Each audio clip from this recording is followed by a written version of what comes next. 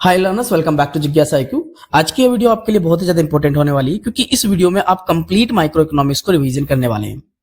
इस वीडियो में मैं पर्टिकुलर जो वन वर्ड या वन सेंटेंसेस के जो क्वेश्चंस होते हैं उनको मैं डिस्कस करने वाला हूं। हिंदी मीडियम और इंग्लिश मीडियम दोनों के लिए यह वीडियो होने वाला है। क्लियर है? अगर वीडियो आपको अच्छा लगे तो प्लीज इसको लाइक करें, अपने दोस्तों के साथ शेयर करें। सो स्टार्ट करते हैं आज की इस इंफॉर्मेटिव वीडियो को। क्वेश्चन नंबर 1 है, under which economics we perform the study of particular firm, particular household, individual prices, wages, individual industries and particular commodities. यानी कि जो इंडिविजुअल या मैं कहूं कि जो व्यक्तिगत जो इकाइयां होती है, व्यक्तिगत इकाइयों का अध्ययन अर्थशास्त्र की कौन सी शाखा के अंतर्गत किया जाता है। तो अगर मैं यहाँ पर ये वाला इतना सा वर्ड हटा दूं, under which economics we perform, ठीक है, तो ये वाला अगर हटा दूं तो इसके स्थान पर अगर मैं लिखूं माइक्रो इकोनॉमिक्स, तो ये पूरी माइक्रो इकोनॉमिक्स की क्या बन जाती है, परिभाषा बन जाती है। इट मींस कि जो माइक्रो इकोनॉमिक्स होती है इसे हिंदी में हम कहते हैं सूक्ष्म अर्थशास्त्र, जिसे व्यष्टि अर्थशास्त्र के नाम से जाना जाता है।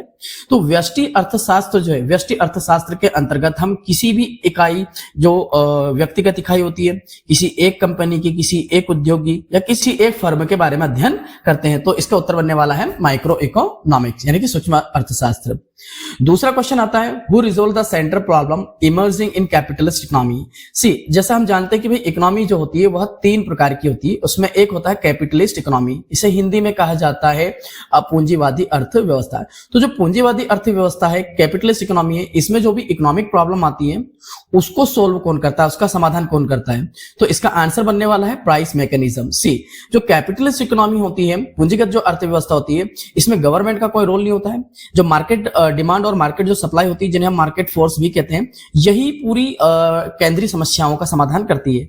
तो यहां पर जो डिमांड एंड सप्लाई है वो मोस्ट इंपोर्टेंट रोल प्ले करने वाली है। तो यहां पर प्राइस मैकेनिज्म इसका आंसर बनने वाला है ना, हिंदी में इसे कहेंगे मूल्य तंत्र। क्वेश्चन नंबर 3 की तरफ बढ़ते हैं, who resolve the central problem emerging in a socialist economy. जो अगला जो हमारा इकोनॉमी का टाइप आता है वो आता है सोशलिस्ट इकोनॉमी।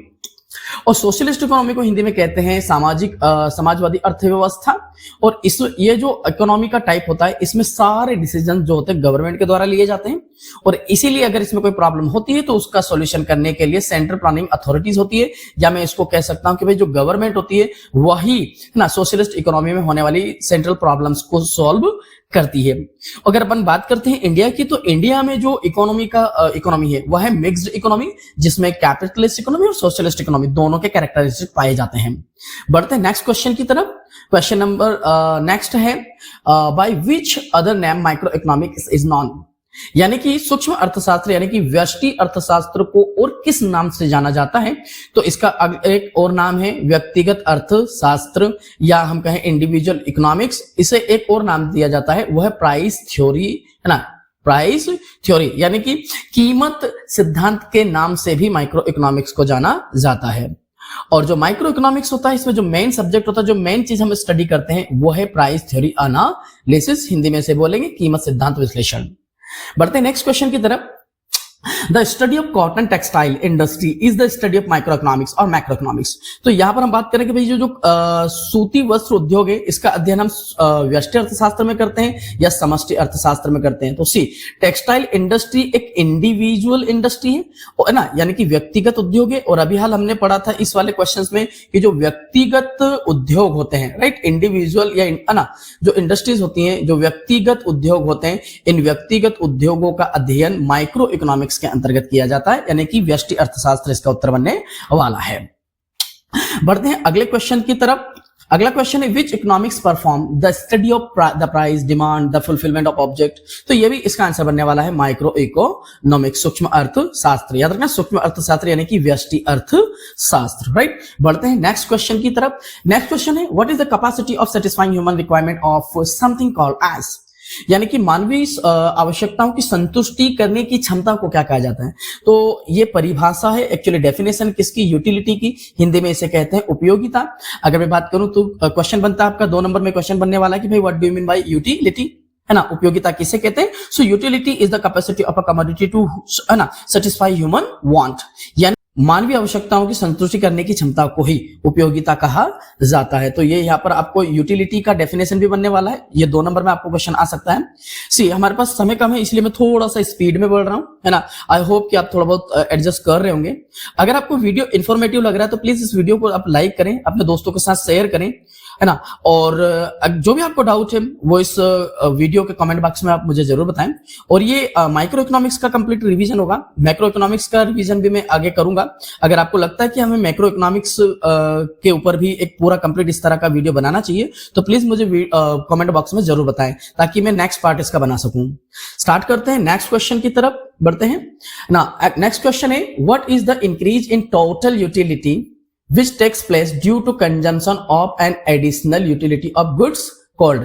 हिंदी में बोले तो किसी वस्तु की एक अतिरिक्त इकाई के उपभोग के कारण कुल उपयोगिता में जो होने वाली वृद्धि है उसे क्या कहा जाता है? तो इसे कहते हैं अपन मार्जिनल यूटिलिटी, है ना। इसे हिंदी में कहते हैं सीमांत उपयोगिता। और जैसा कि आप जानते हैं सीमांत उपयोगिता का एक फॉर्मूला, हालांकि 2 फॉर्मूले हैं पर एक फॉर्मूला मैं आपको बता देता हूं भाई, change in total utility due to change in quantity, right. तो ये फॉर्मूला जो है इसी को यहां पर वर्ड में लिखा गया है ना।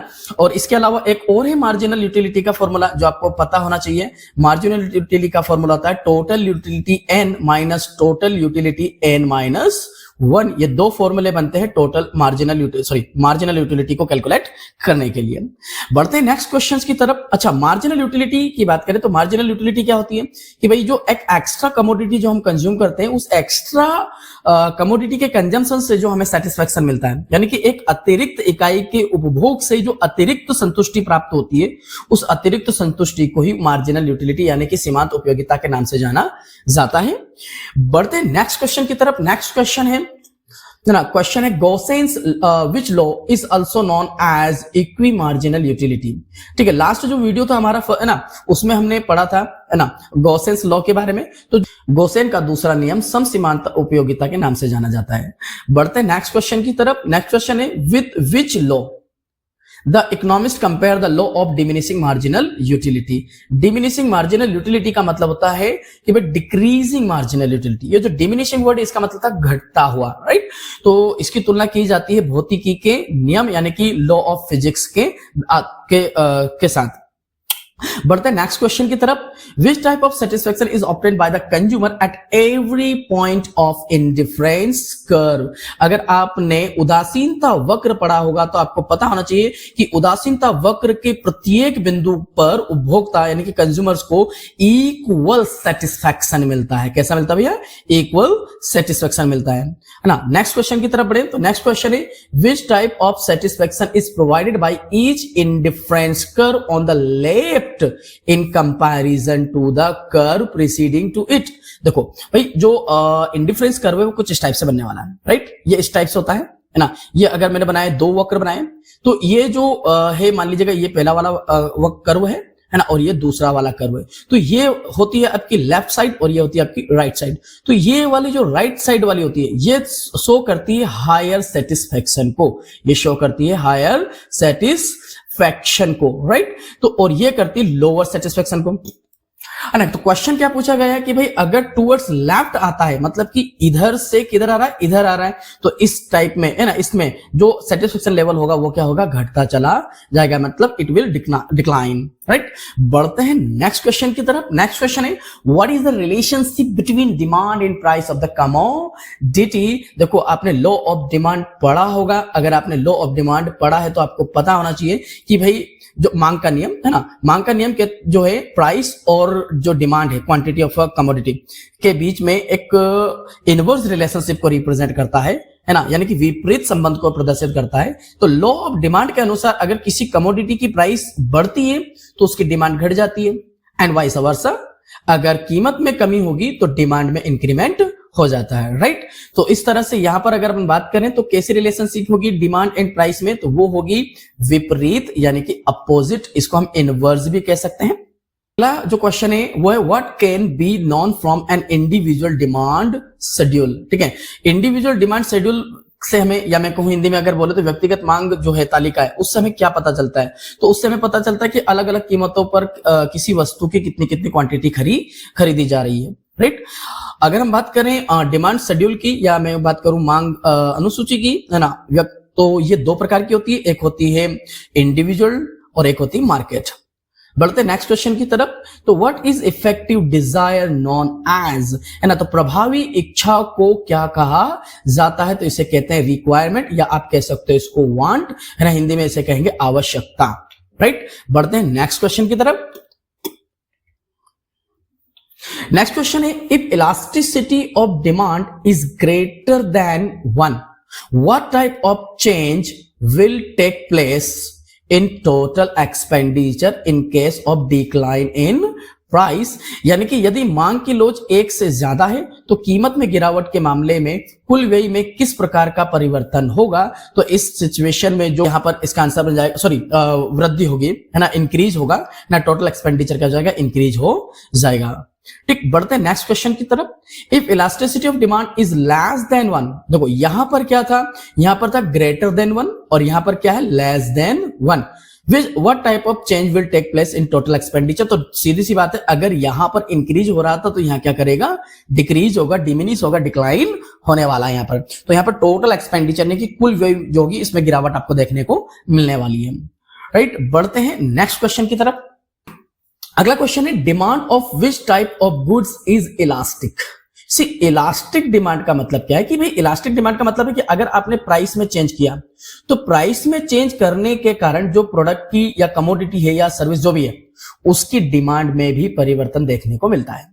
तो यहां पर जो कंफर्ट गुड्स होते हैं इन्हें हम कह सकते हैं लग्जेरियस गुड्स, है ना, आरामदायक या विलासिता के जो सामान होते हैं, वस्तु होती है ना, इनकी जो डिमांड होती है वो अधिक लोचदार होती है।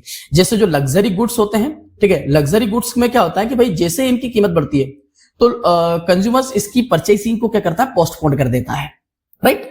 सो बढ़ते हैं नेक्स्ट क्वेश्चन की तरफ। नेक्स्ट क्वेश्चन क्या आ रहा है, who has propounded the total expenditure method for the measurement of elasticity of demand. तो यहां पर नाम आने वाला है प्रोफेसर मार्शल का, ना। मांग की लोच मापन के लिए कुल व्यय, कौन सी विधि, कुल व्यय विधि किसने दी है या इसका डेवलपमेंट किसने किया है, तो वो है प्रोफेसर मार्शल।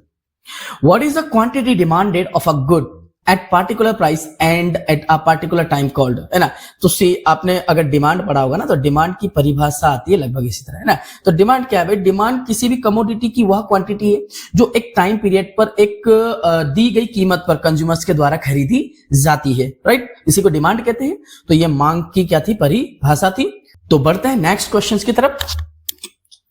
अगर आपको क्वेश्चन अच्छे लग रहे हैं और लग रहा है कि हर इंफॉर्मेटिव वीडियो है और आपको लग रहा है कि मेरे जो अगर आपको लगता है कि मैंने जो मेहनत की वो वाकई में थोड़ा बहुत आपके काम आने वाली है, तो प्लीज अगर ऐसा लग रहा है तो इस वीडियो को लाइक करें, है ना, अपनी राय कमेंट सेक्शन में दें और वीडियो को जितना ज्यादा हो सके उतना ज्यादा अपने दोस्तों के साथ शेयर करें ताकि उन्हें भी थोड़ा बहुत इसका फायदा मिल सके, राइट। और अगर आपको मैक्रो इकोनॉमिक्स के यानी कि समष्टि अर्थशास्त्र से संबंधित भी इसी प्रकार का कोई एक वीडियो चाहिए तो मुझे कमेंट सेक्शन में जरूर बताएं।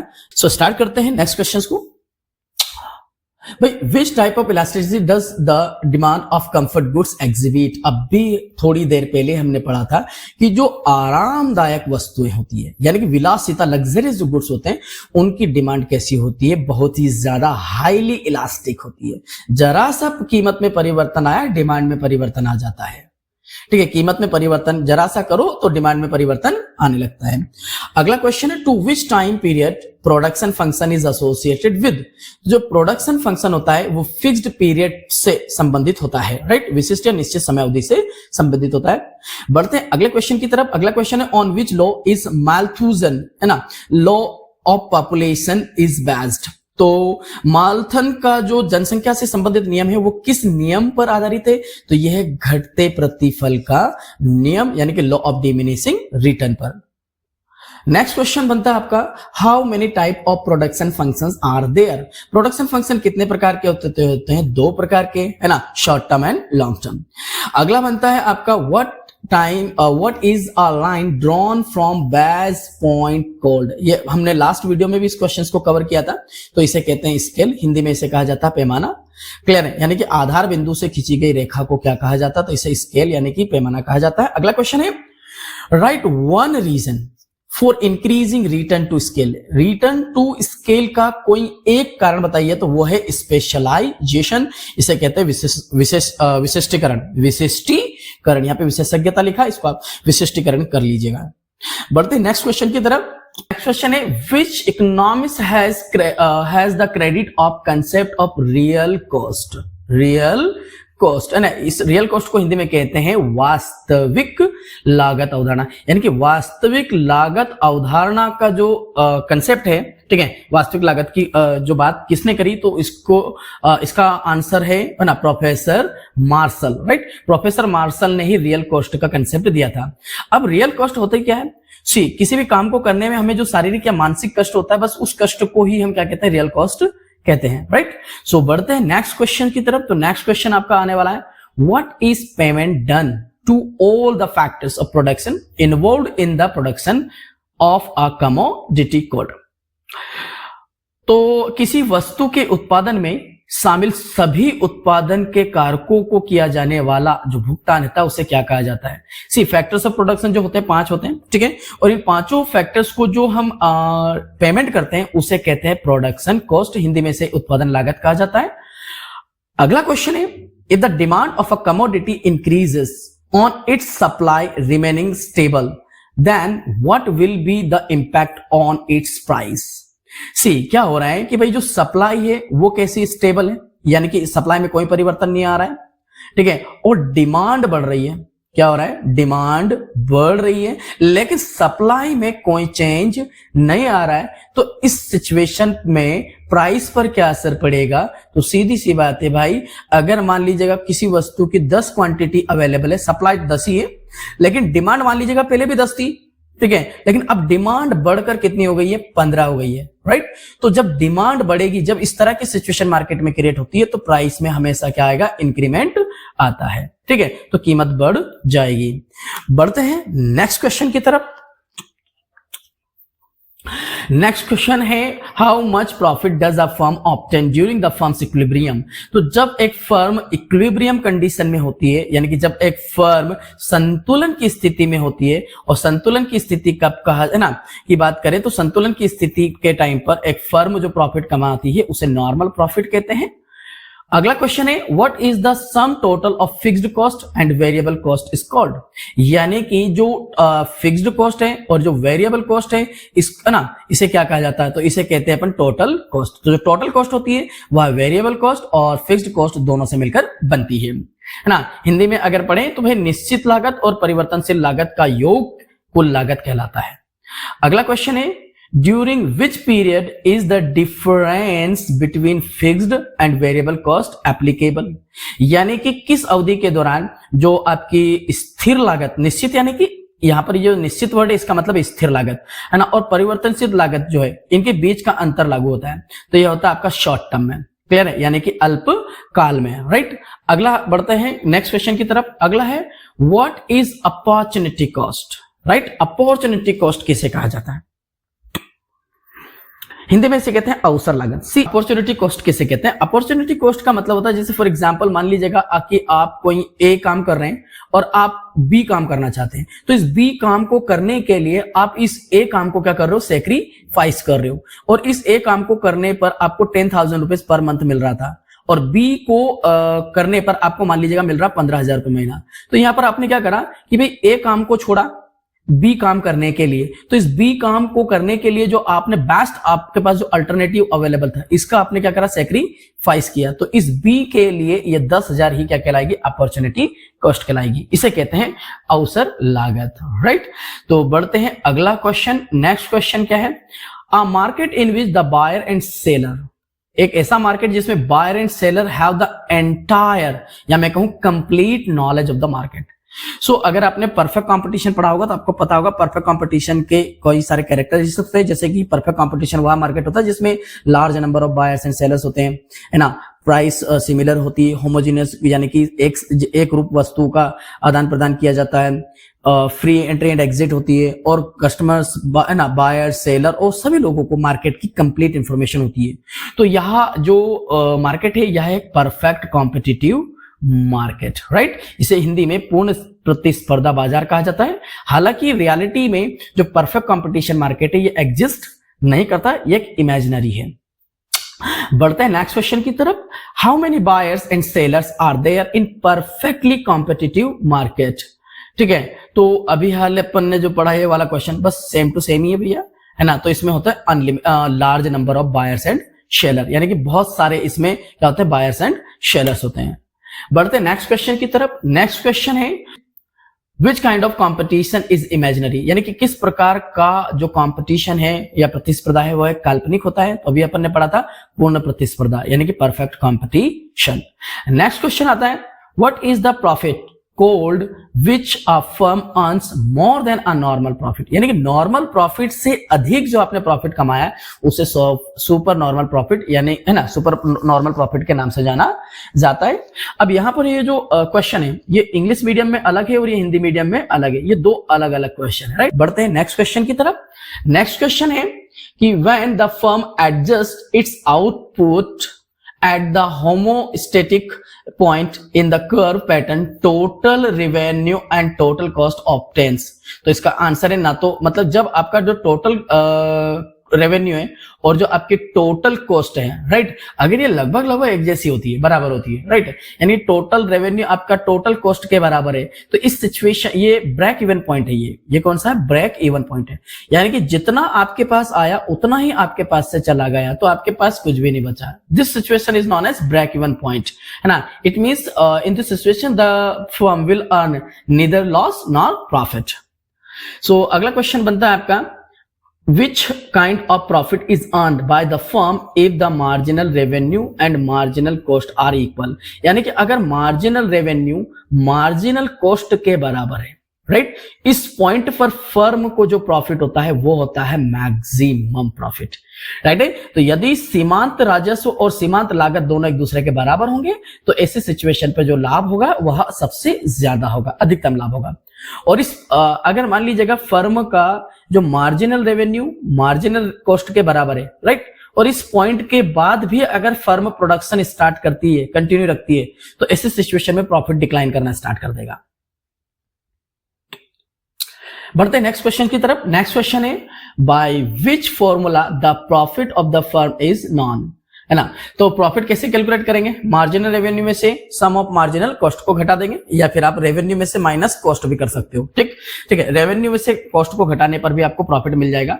नेक्स्ट बनता है what is supply related to, यानी कि आपूर्ति का संबंध किससे होता है। तो आपूर्ति का संबंध एक फिक्स्ड पीरियड से होता है, एक फिक्स्ड प्राइस से होता है, ये बिल्कुल डिमांड की तरह है, राइट।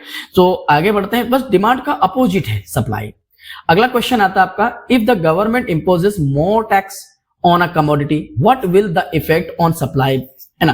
तो समझना, यदि सरकार किसी वस्तु पर अधिक कर लगाती है तो आपूर्ति पर क्या प्रभाव पड़ेगा। देखो सप्लाई, अगर आपने पढ़ा होगा लॉ ऑफ सप्लाई, ठीक है, तो लॉ ऑफ सप्लाई थोड़ा सा समझ लेते हैं, है ना, ज्यादा लंबा वीडियो हो रहा है। लॉ ऑफ सप्लाई की बात करें तो लॉ ऑफ सप्लाई जो है वो प्राइस और सप्लाई के बीच में डायरेक्ट रिलेशनशिप को रिप्रेजेंट करता है। इसका मतलब है कि अगर कीमत बढ़ेगी किसी भी वस्तु की तो उसकी सप्लाई भी बढ़ जाती है। सही, सप्लाई का मतलब है कि भाई जो प्रोड्यूसर्स हैं, ठीक है, जैसे उदाहरण के रूप में आप एक किसी वस्तु का उत्पादन करते हो तो आप किसी वस्तु का उत्पादन कब ज्यादा करोगे, जब आपको प्रॉफिट ज्यादा होगा। प्रॉफिट ज्यादा होगा मतलब कीमत ज्यादा होगी, राइट। अगर आपको किसी वस्तु में लाभ नहीं मिल रहा है तो आप उसका उत्पादन क्यों करोगे, उसका उत्पादन उसका प्रोडक्शन आप डिक्रीज कर दोगे, ठीक है। सो यहीं पर ऐसा हो रहा है, मान लीजिएगा किसी वस्तु की कीमत थी 10 रुपया, राइट, इंक्लूडिंग टैक्स, और इसमें आपका प्रॉफिट भी है, ठीक है, और आप उस पॉइंट पर 1000 क्वांटिटी क्या कर रहे थे, सप्लाई कर रहे थे। अब गवर्नमेंट ने क्या करा, टैक्स को इंक्रीज कर दिया। भाई अगर टैक्स इंक्रीज हो जाएगा तो डेफिनेटली यहां पर प्राइस तो बढ़ेगा, समझना, ठीक है। लेकिन इस टैक्स के बढ़ने के कारण मान लीजिएगा एग्जांपल में इसको ब्रेक कर देता हूं 10 रुपए को, कि भाई 8 रुपया आपकी प्रोडक्शन कॉस्ट लग रही थी, 1 रुपया आप टैक्स दे रहे थे, तो टोटल आपके पास से जा रहा था 9 रुपया, राइट, और आप कमा रहे थे ना, रेवेन्यू आपका था 10, तो यहां पर आपका प्रॉफिट हो जा रहा था 1 रुपीस, ठीक है। लेकिन अगर यहां पर आपके प्रोडक्शन कॉस्ट तो अभी भी 8 रुपये है, ठीक है, लेकिन अगर टैक्स बढ़कर है ना 1 रुपए से 1.5 यानी कि 1.5 रुपए हो जाता है, तो ऐसे सिचुएशन में आपका ओवरऑल कॉस्ट बढ़ जाता है 9.5 रुपया।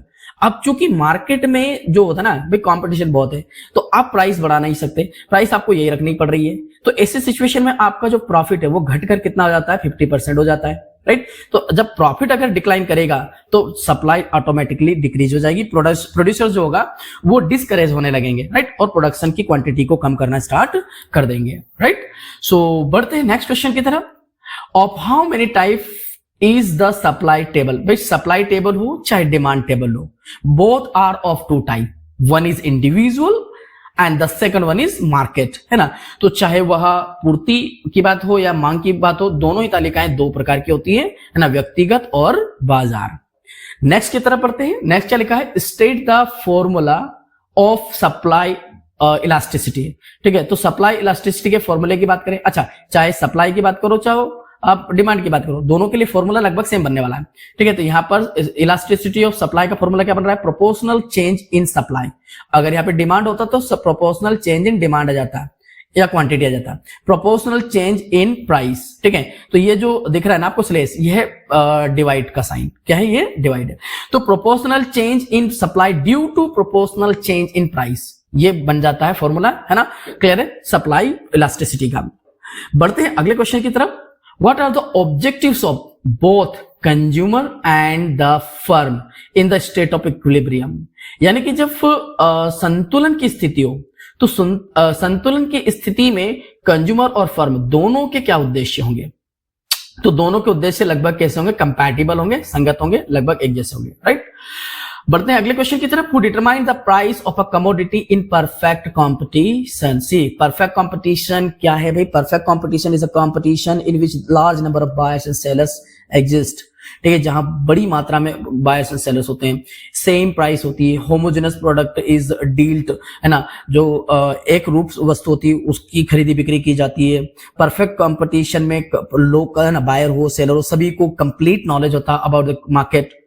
तो यहां पर जो प्राइस है वो सेम होने वाली है, प्रोडक्ट एक जैसा होने वाला है। अगर प्राइस सेम है, प्रोडक्ट जो है वो भी सेम है, तो यहां पर जो प्राइस है, ठीक है, वो कौन डिसाइड करेगा, फिर मान लीजिएगा, है ना। तो यहां पर जो डिमांड एंड सप्लाई है, मार्केट फोर्स जो है, इनका रोल प्ले होगा, यानी कि मांग और आपूर्ति जो है वो यहां पर रोल प्ले करने वाली है ना। तो पूर्ण प्रतियोगिता में मांग और पूर्ति जो है वह वस्तु का मूल्य निर्धारित करेगा।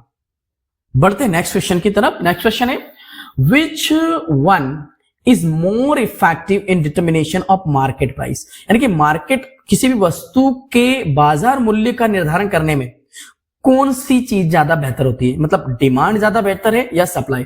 अब डिमांड को ध्यान में रखकर कीमत तय करोगे या सप्लाई को सप्लाई को ध्यान में रखकर कीमत तय करोगे। तो यहां पर दोनों को ध्यान में रखकर ही हम कीमत तय करते हैं, लेकिन फिर भी जो डिमांड होती है ना, ये ज्यादा इफेक्टिव होती है किसी भी वस्तु की कीमत को निर्धारित करने में। बढ़ते हैं नेक्स्ट क्वेश्चन की तरफ। नेक्स्ट क्वेश्चन है, what is the marginal revenue equal to for a perfectly competitive market. यानी कि एक पूर्णतः प्रतिस्पर्धी फर्म के लिए सीमांत राजस्व किसके बराबर होगा, तो यह हमेशा प्राइस के बराबर होगा। याद रखना, परफेक्टिवली कॉम्पिटिटिव या मैं कहूं परफेक्टिटिव या परफेक्ट कॉम्पिटिशन की मैं बात करूं तो परफेक्ट कॉम्पिटिशन में क्या होता है, प्राइस कैसी होती है, सेम होती है। ठीक है, तो यहां पर आपका जो मार्जिनल रेवेन्यू होता है ना, वो हमेशा किसके बराबर होगा, प्राइस के बराबर होगा। और अगर प्राइस मार्जिनल रेवेन्यू के बराबर है तो यहां पर जो एवरेज रेवेन्यू है वो भी किसके बराबर होने वाला है, प्राइस के बराबर होने वाला है, क्योंकि प्राइस यहां पर कांस्टेंट हो रही है। अगला बढ़ रहा है, how are wages determined in the labour market. तो चाहे वो कमोडिटी हो चाहे लेबर हो, दोनों ही डिमांड एंड सप्लाई पर डिपेंड करती है, राइट। तो यहां पर इसका आंसर बनने वाला है ना, जहां श्रम की मांग श्रम की आपूर्ति एक दूसरे को काटती है, यानी कि जहां पर ये दोनों मांग और पूर्ति एक दूसरे के बराबर हो, वहीं पर हम क्या करते हैं, है ना, मजदूरी की कीमत को निर्धारित करते हैं या मजदूरी को निर्धारित करते हैं। बढ़ते हैं नेक्स्ट क्वेश्चन की तरफ। नेक्स्ट क्वेश्चन है, what is the relationship between market price and minimum average cost. यानी कि मार्केट प्राइस और मिनिमम एवरेज कॉस्ट जो है, इसके बीच का जो रिलेशन है उसको क्या कहते हैं, तो इसको हिंदी में कहते हैं the market price will always be equal to the minimum average cost. ठीक है, तो जो बाजार मूल्य होगा वो न्यूनतम औसत लागत के बराबर होगा। बढ़ते अगले क्वेश्चन की तरफ। Which price is called minimum wage fixation. यानी कि किस मूल्य को न्यूनतम मजदूरी निर्धारण कहा जाता है, तो इसका आंसर बनने वाला है मिनिमम डिटरमाइंड प्राइस। हिंदी में से बोलेंगे न्यूनतम निर्धारित मूल्य। अगला क्वेश्चन पढ़ते हैं। अगला क्वेश्चन है, what is the upper limit of the price fixed by the government. देखो गवर्नमेंट जो होती है ना, गवर्नमेंट जो प्राइस फिक्स करती है उसे एडमिनिस्ट्रेटिव प्राइसेस यानी कि एडमिनिस्ट्रेटिव प्राइसेस के नाम से भी जानते हैं। ये दो प्रकार की होती है, एक होती है प्राइस सीलिंग और एक होती है प्राइस फ्लोर, यानी कि एक होती है कीमत छत और एक होती है कीमत फर्श। तो यहां पर जो गवर्नमेंट जो है ना अपर लिमिट जो होती है ना, अपर लिमिट होती है आपकी प्राइस सीलिंग, यानी कि अधिकतम जो निर्धारित मूल्य होगा है ना, उसे हम कहेंगे मूल्य सीमा। क्या कहेंगे? मूल्य सीमा। इसे कहते हैं प्राइस सीलिंग। Price ceiling. बढ़ते हैं नेक्स्ट क्वेश्चन की तरफ। नेक्स्ट क्वेश्चन है what is the price fixing above the equilibrium price. याद रखना इक्विलिब्रियम प्राइस किसे कहते हैं, तो इक्विलिब्रियम प्राइस होती है उस पॉइंट पर कैलकुलेट की जाती है जब डिमांड मार्केट में किसी प्रोडक्ट की सप्लाई के बराबर हो, यानी कि जब डिमांड और एग्रीगेट सप्लाई जब किसी ना कमोडिटी की क्या हो, इक्वल हो, इस पॉइंट पर जो हम कीमत तय करते हैं उसे कहते हैं इक्विलिब्रियम प्राइस। और इस इक्विलिब्रियम प्राइस के ऊपर अगर आप कोई प्राइस फिक्स कर रहे हो तो वो कहलाती है प्राइस फ्लोर, जिसे हिंदी में हम कहते हैं फर्श, है ना, फर्श कीमत, राइट। बढ़ते हैं अगले क्वेश्चन की तरफ, इसका जस्ट उल्टा है ना, at what price surplus demand is seen. तो भाई किस कीमत पर अधिशेष मांग को देखा जा सकता है, तो इसका उत्तर बनने वाला है प्राइस सीलिंग यानी कि मूल्य सीमा। अगला क्वेश्चन बनने वाला who determine the minimum support price. MSP कौन तय करता है, तो सरकार तय करती है। सो ये था आज का हमारा वीडियो। आई होप आपको वीडियो थोड़ा सा इंफॉर्मेटिव लगा होगा। मैं जानता हूं कि मैंने वीडियो में बहुत स्पीड से बोला है, बहुत तेज मैंने आपको पढ़ाया है। उसका कारण छोटा सा है क्योंकि भाई पेपर हमारा आने वाला है, ठीक है, हमारे पास बहुत कम समय है और मैंने सिर्फ क्विक रिवीजन के पर्पज से ये वीडियो बनाया था।